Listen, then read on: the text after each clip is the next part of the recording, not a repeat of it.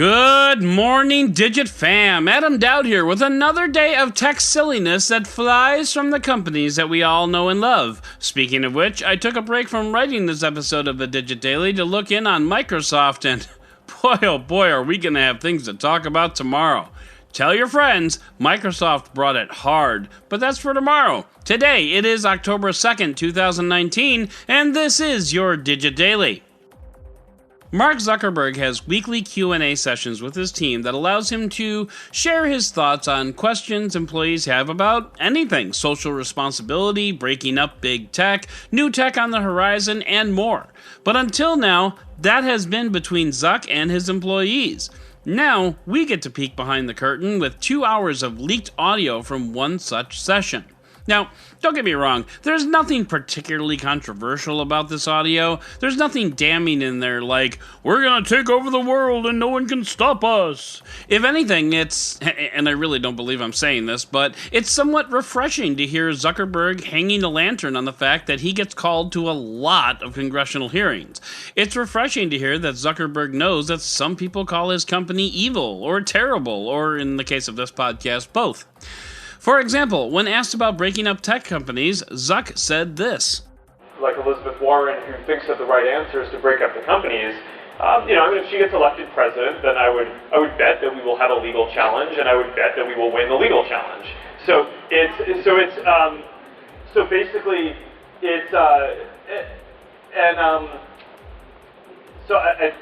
does that still suck for us?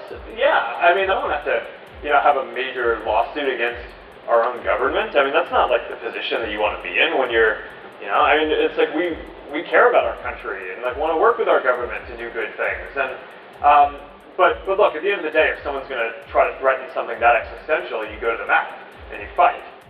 And he's right. Facebook absolutely should fight for its right to exist, because breaking up Facebook would fundamentally cause Facebook to cease to exist. No ifs, ands, or buts about it. And he goes on to say this. It's just that breaking up these companies, whether it's Facebook or Google or Amazon, is not actually going to solve the issues. And, it doesn't make election interference less likely, it makes it more likely, because now the companies can't coordinate and work together. And again, he's correct. Breaking up Facebook wouldn't necessarily make it less likely that elections would be messed with. I don't think it necessarily makes it more likely either. The problem with Facebook, and with YouTube, and with Twitter, is that you have opened up your services to the world and allowed anyone to post anything they want, and that's where the garbage comes from. Because while people in general are good and decent, there is a small but significant subset of people that are simply terrible. And they tend to be the loudest and most influential. And no worldwide forum has any way to check that. AI may be a solution. Breaking up, probably not so much. Zuckerberg also talked about emerging technologies like neural interfaces, and I'm afraid I wasn't able to grab audio of this part, but he said, quote, "Brain-computer interface is an exciting idea. The field quickly branches into two approaches, invasive and non-invasive.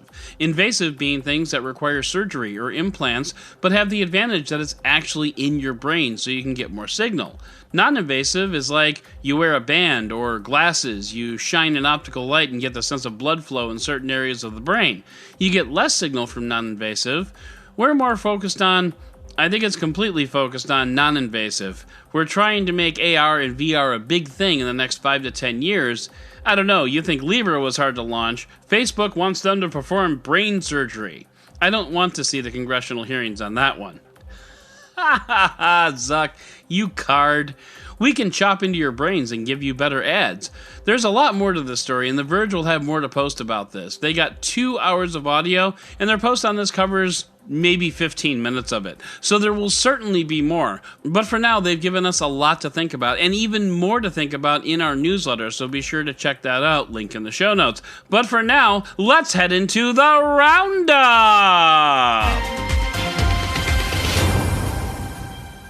The Huawei Mate 30 is one of the most gorgeous smartphones of late, but looks will only get you so far. As Eddie Murphy said in Coming to America, "I want a woman that's going to arouse my intellect as well as my loins." And while it's not a direct one-to-one comparison, if you have a phone that looks good but you can't, do Gmail or Twitter or Facebook or Netflix or Amazon, do I really have to go on? To get around that, people were using a service called LZ Play to load the Google Play Store. However, LZ Play was using an undocumented API from Huawei, and Google shut that down right quick. Additionally, the Huawei Mate 30 Pro now also fails Google security checks, so functions like Google Pay no longer work. I mean, good luck, Huawei, but it's not looking so good for you right now. We talked before on the podcast about how OnePlus's lineup was getting confusing. Well, not at T-Mobile, it's not. T-Mobile has dropped the OnePlus 7 Pro in favor of the OnePlus 7T, which is perfectly fine. According to David Amell at Android Authority, going from the OnePlus 7 Pro to the OnePlus 7T is more of a lateral move, Pro moniker notwithstanding. Good to see that at least one carrier is keeping it simple. GoPro is synonymous with action cams, though as I proved on my trip to New Orleans, link in the show notes, the GoPro is a pretty good camera cam too, if that's a thing. Today, GoPro launched the latest in its Hero lineup called the Hero 8, which adds a lot of new features including an improved battery and improved stabilization, which I honestly didn't think was possible. The stabilization on the Hero 7 is amazing. But two standout features for me have to be the attachable mods and the flip-out feet. Now, normally to attach a GoPro to a mount, you needed to put the GoPro into an enclosure. Now, instead of that, 2 feet flip down from the bottom, allowing for attachment without an enclosure. And the mods are super cool too. These are attachments that you can add to the GoPro that include a flip-up display, a 200 lumen light, and a media mode including a shotgun mic. Check out the link in the show notes for full details, but this is a huge upgrade. Speaking of new products, Skydio launched a new drone, the Skydio 2, and this is a pretty big deal. The Skydio R1 was a $2,500 drone that was fantastic in its ability to follow objects and avoid obstacles and shoot great video. As in, this drone could follow you down a woodland path and not bump into a single branch. It was crazy good, but also crazy expensive. Well, Skydio has solved that problem with the Skydio 2 now ringing in at just $999, which is $300 cheaper than DJI's flagship drone, the Mavic 2 Zoom. Ouch, bro. But this is really a good thing because it's disruption in a market that really needed disruption. DJI is the king, queen, prince, princess, and head chef of the drone castle, and it's about time we got a knight in there who won't necessarily challenge the throne, but offers a solid contender. And finally, CNET reports that a so-called federal appeals court upheld the so-called decision to allow the so-called FCC to lift the so-called net neutrality regulations for the so-called internet.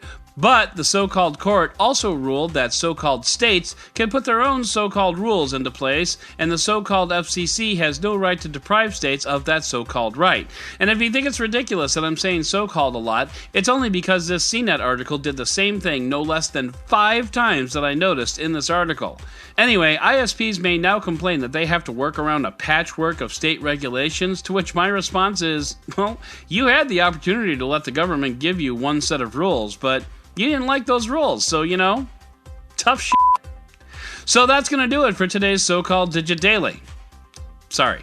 If you'd like to learn more about any of these stories, check out the links in the show notes and subscribe to our daily newsletter on Digit.com. And if you like what you heard, subscribe, leave a review, and don't forget to tell your friends about DigitDailyPod.com. Once again, I'm Adam Dowd, Dead Technology on Twitter, and we'll talk again tomorrow.